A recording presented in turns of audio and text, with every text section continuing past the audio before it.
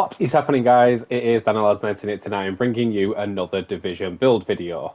Now, in this one, I have a Hunter's Fury build video to bring to you. So Hunter's Fury, not many people tend to use it for what I use it for. I just thought I'd bring it to your attention and show you how powerful it can be. So I've already covered this build, as I said in the last build video. I have done these are more updated build videos. So if you want the original of what I did to it, I will leave a link at the end of the video. But I won't waste any more of your time, guys. Let's get straight into the build.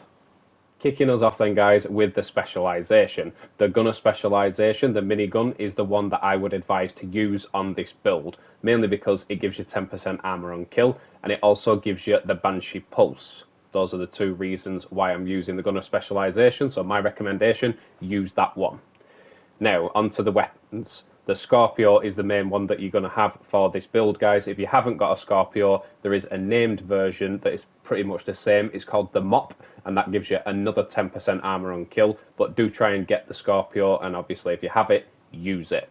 Secondly, I use the Grudge as a second weapon. Now, why I use the Grudge is the perfect vindictive talent. Killing an enemy with a status effect applied grants you and your allies within 20 meters 18% critical hit chance and 18% critical hit damage for 20 seconds.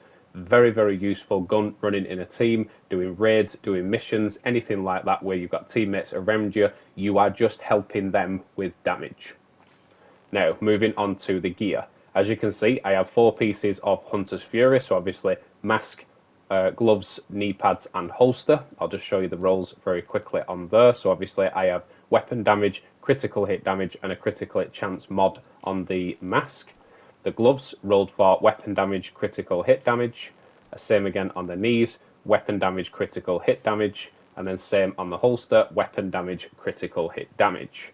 Now, that brings me on to the chest plate. The chest plate is a Grupo Sombra chest plate, which gives me another 15% critical hit damage. I have weapon damage, critical hit chance, critical hit damage, and a critical hit chance mod.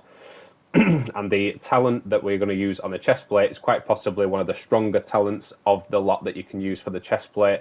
Is the Intimidate talent. Now, the Intimidate talent says, while you have bonus armor, it amplifies your total weapon damage by 35% to targets within 10 meters.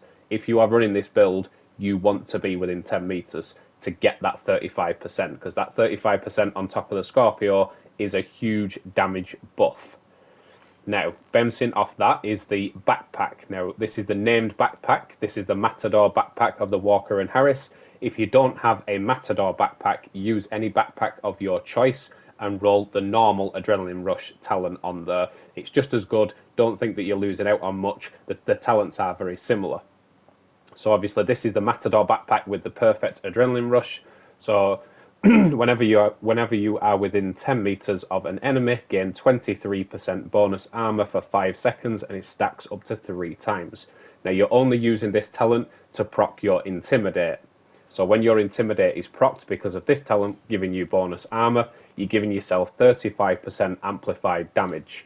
And that on top of the Hunter's Fury, where you've already got 15% shotgun damage, SMG damage, you've already got 20% armor on kill, and obviously the Hunter's Fury will kick in within 15 meters. You get that 20%, and you'll also debuff your enemies as well. So obviously debuffing enemies, giving yourself more damage, and hitting them like a train with the Scorpio. It's a very, very simple build, guys, but a very, very effective build, and I will show you why. Down at the shooting range, and guys, as you can see, Heroic. Always run my world on Heroic. And in we go. As you can see here, the named enemy.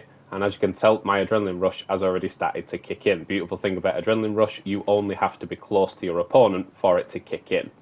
Now, this is without any extra talents, so we have 8 shells in the Scorpio. 2 shells still left in. 1, 2, and then obviously there we need to reload. 2 shells still left in. 6 shells is all it takes to take down a named enemy with the build without any extra talents. Now, where the extra talent comes from is obviously, as we said, if you can use the Grudge. Now, you have to time this just right, and if you can time it right and keep your status effect applied to the target and give yourself the perfect vindictive talent, you will see the difference. So let's try and time it right here, not take too much armor off. There's the status effect, and finish them with the Grudge. As you can see, That one with the 3 skulls underneath is the perfect vindictive talent. Now, look at the numbers applied here. Look at all those yellows coming straight out of the target. It just hits stupidly hard. You have anything between 600 and 700 K coming out of the target per shot.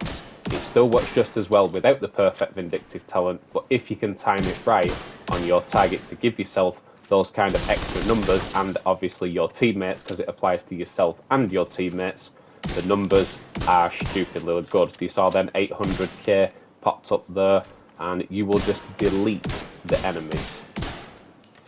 So I think that's the Hunter's Fury build wrapped up, guys. I think that's all the advice I can give you. So thank you very much for your support. Don't forget to hit that subscribe button and drop that like button on your way out. I just want to say thank you once again for all the support I've had so far, and I will keep growing this channel as much as possible. So take care, guys. I will see you in the next one. It's been Danilez1989.